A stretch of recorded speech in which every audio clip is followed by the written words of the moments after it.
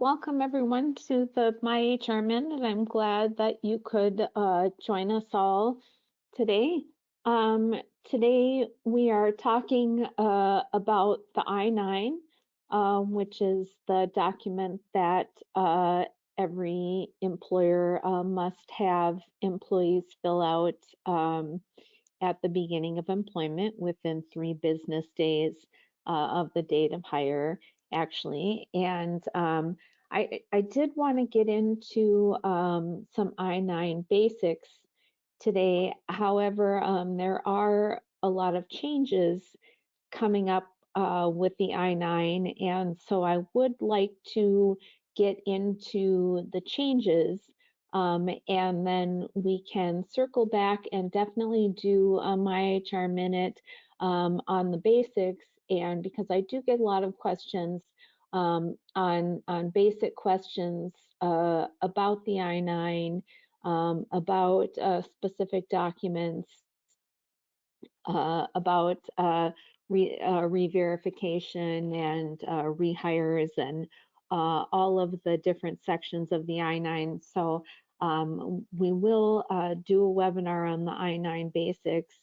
Today I'm just going to briefly go over some of the basics here, and then we'll talk more about some of the new changes happening with the I-9. So what is the I-9? And like I said, it's a document that is a form issued by the U.S. Citizenship and Immigration Services that verifies the identity and the authorization to work in the United States of every employee. This is something that there is no employee threshold to have filled out. If you have one employee, that employee must complete an I-9, and this is something that is completed. There is section 1 to be completed by the employee and section 2 to be completed by the employer. So this is something that both parties have to complete, like I said, within 3 business days of the employee's hire date or the first day that the employee works for pay. So employees both fill out the form. They fill out section 1 of the form, and the employer fills out section 2. But in addition to filling out the form, employees have to show physical documents to prove that they are, prove who they are, and to prove that they are authorized to work in the United States. So documents that they show you to prove this come from a list of documents approved by USCIS. USCIS publishes a list of approved documents, and if the document is not on the USCIS list, then it is not acceptable for the I-9. You cannot take it and use that as something that authorizes your employee to work. So I do get a lot of questions about that. You know, someone has presented a letter or a letter applying for citizenship, and you know, it's an application or a printout of an application, you know, and it's like, well, look at the list of acceptable documents. The list of acceptable documents is online. There are pictures of each of the acceptable documents, so you can compare what your employee presents to the pictures on the list of acceptable documents. If what you have does not match a picture, then definitely ask us a question about it. But generally, if it doesn't match a picture, it's not going to work. So list A documents show both the employee's identity and their work authorization. That would be like a passport or an employee authorization document or a permanent resident card. A permanent resident card is what we call a green card. List B documents just show identity, so that would be a driver's license or a state ID card. And List C documents just show work authorization, so that would be a social security card or a birth certificate showing that the individual was born in the United States. Everyone who was born in the United States is authorized to work in the United States, so that's going to show that. So an employee must show either a list A, proving both that they are who they say they are and they are authorized to work, or a list B, showing just they are who they say they are, and a list C, showing that they are authorized to work. So we're going to talk about the I-9 flexibility that occurred related to the COVID-19 pandemic. So prior to this I-9 flexibility that occurred, employers are responsible for making sure that the documents presented by the employees were genuine by physically handling the documents. So employers bore the responsibility, and still do, of not accepting a document that was patently false. So employees were not expected to keep copies of all documents. If you keep copies of the documents, you must keep copies of everybody's documents. If you don't keep copies of the documents, you cannot keep copies of anybody's documents. So it's everybody or nobody when you're keeping copies of the documents. If you keep some but not others, that's going to run you into a discrimination claim pretty quickly. So it's everybody or nobody when it comes to making copies. But employers were not, you're not expected to keep copies. It's not the rule, it's not the law.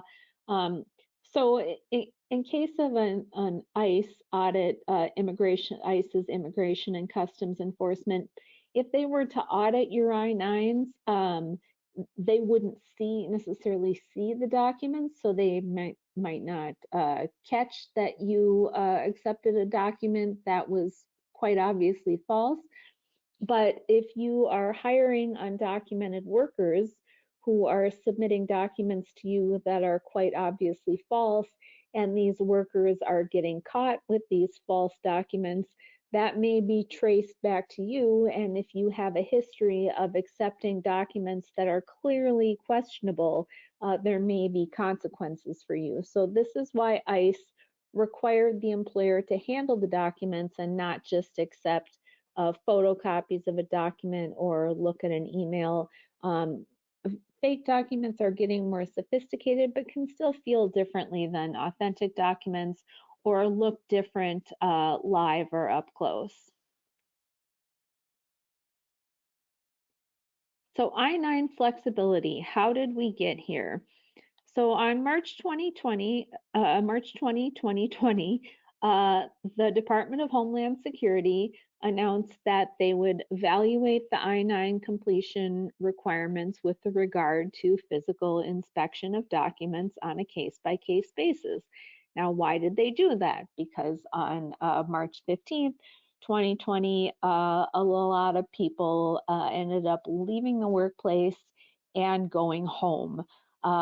Working from home blew up. Many companies found that their workers could be just as successful and productive working from home. Obviously, there were some jobs that still required workers to be there in person, but many jobs found that they could run their workforce remotely.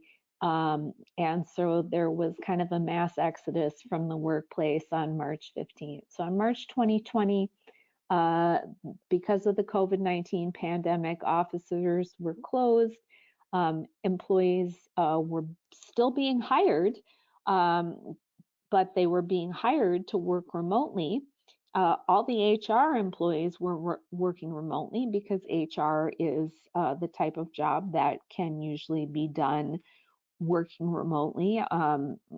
HR is not a job like manufacturing where you have to be physically handling equipment that can't be moved from the office. So HR employees were working remotely, and there was nowhere for a new hire to go if it was an office situation, a clerical type organization.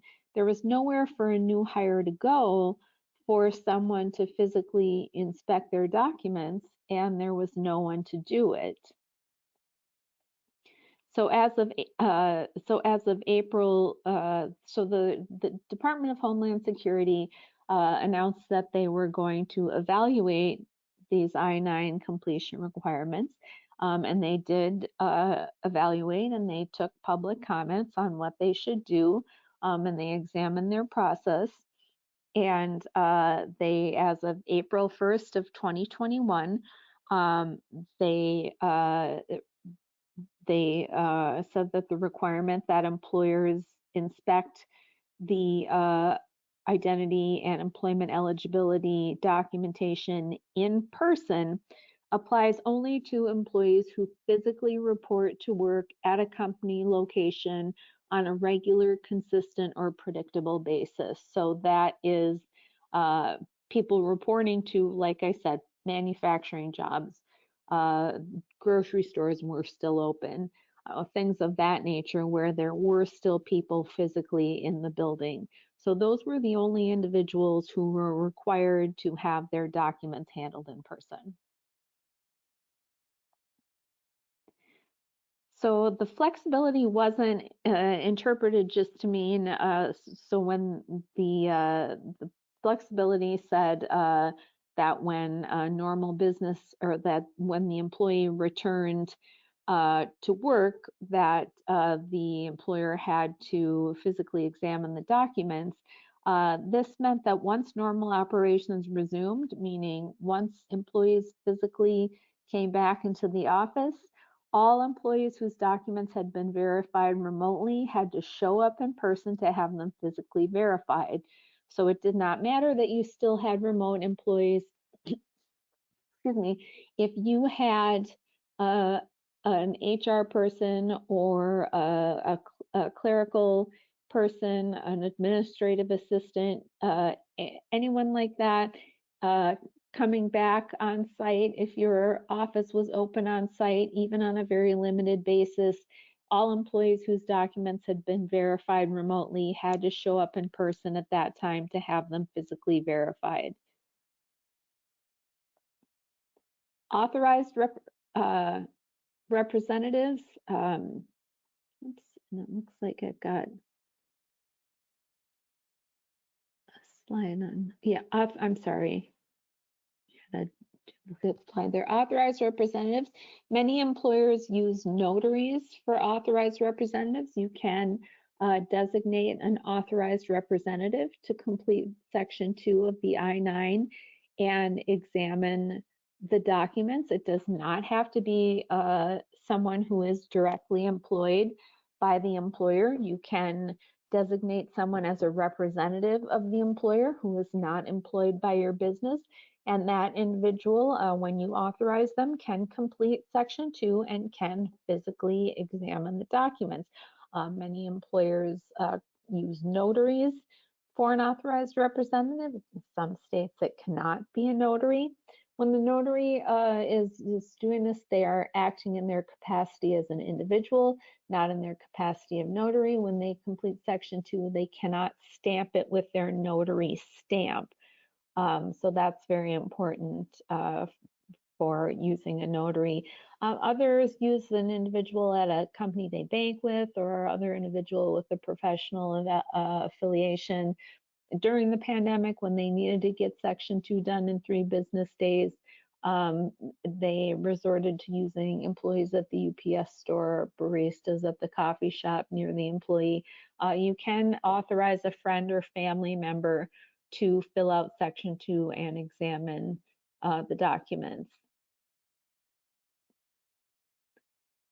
So the end of the COVID-19 flexibilities, this is something you probably all have heard about and are starting to get worried about.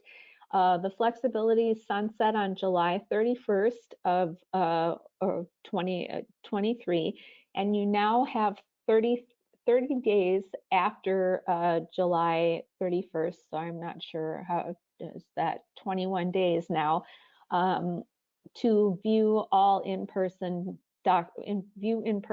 all documents reviewed remotely. So if an employee's documents were viewed remotely and the employee is since separated, just include an explanation in the additional information box. If your employee refuses to meet you for a physical inspection, that employee cannot work. You need to physically examine the documents, and if an employee won't let you physically examine their documents, you cannot have that employee working for you. You can put them on a leave of absence or you can terminate them. Those are your two choices. If your company began operating remotely and will not return to a physical office, you must still complete physical document inspections, and that's generally where the authorized representative comes in. But there still has to be a physical document inspection done, hands on the documents, even if your company is not going to return to a physical office. If you've got workers across the country, where many companies started hiring workers across the country when they went remote when COVID-19 started, you should be using authorized representatives for this. After they should physically examine the employee's original identity and work authorization documents in the presence of the employee. They should put COVID-19 in the additional information field, and they should write documents physically examined, the date of the inspection, and who conducted the inspection. Now, there is an alternative procedure to having documents viewed in person. This involves employers enrolled in E-Verify. E-Verify is an internet-based system that compares information entered by an employer in the I-9 to records available by the U.S. Department of Homeland Security and the Social Security Administration to confirm employment eligibility. It is mandatory in some states. Sometimes employers just choose to use it, but E-Verify is kind of like I-9 plus. You don't just get to see and handle the documents yourself, you get to match them with DHS's and Social Security databases. So the alternative procedure, if you meet the requirements for the alternative procedure, you must make a choice. Are you going to complete an in-person inspection by August 30th, or are you going to remotely examine the documents using a live video interaction? You have to make a choice if you meet the requirements.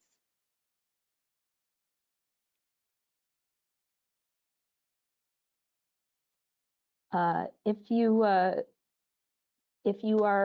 enrolled in E-Verify after March 2020, you cannot go back and do new I-9s for your employees that you hired before you were enrolled in E-Verify to avoid physical inspection. You get one bite at the apple, and if those I-9s were done before you enrolled in E-Verify, you have to do physical inspection of those documents. The alternative procedure requires that you were enrolled in E-Verify at the time you did the I-9s. You don't create a new E-Verify case on these employees. If an employee presents a new or a different document, then DHS recommends completing a new I-9, but not for employees that were not that did not do their I-9s when you were not enrolled in E-Verify. So employers cannot discriminate. Either all employees get the alternative procedure or none of them do. You can't say, you, I need to see your documents in person. You, I can do the alternative procedure and see them over video. It is everybody or nobody. So you can't do the alternative procedure and see them over video for one group and do them in person for one group. You have to do the same for everybody. New Form I-9, there is a new Form I-9 out. You must start using it by November 1st, 2023. If you are subject to an I-9 audit and they see that you have an employee who was hired after November 1st and they look at the form and it is the old form, you will get fined. There are some changes to the form. As you can see here, like Dan said, I realize we're going pretty quickly because there are a lot of changes. You will get a copy of the slide deck and you will get a copy of the recording after the webinar here. You will get an email here with all of this information and the slides, so you'll be able to see the new things about the new Form I-9. So it looks like I have taken us over time here, and there is, I didn't, I kind of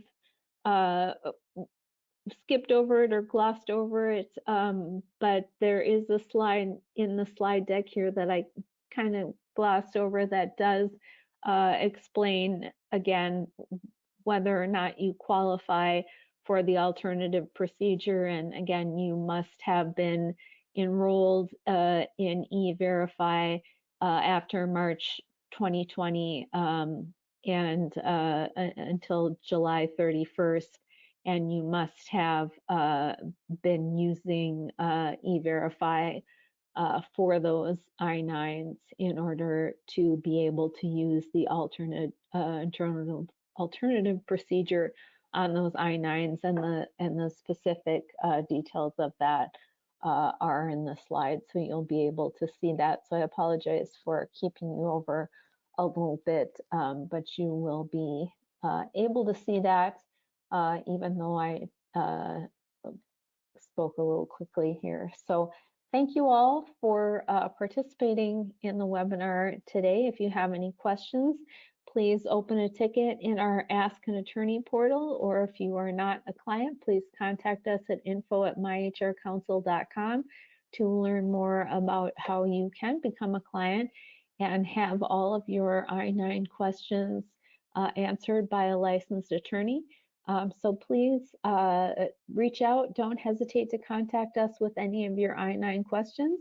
And thank you all for participating in the webinar today.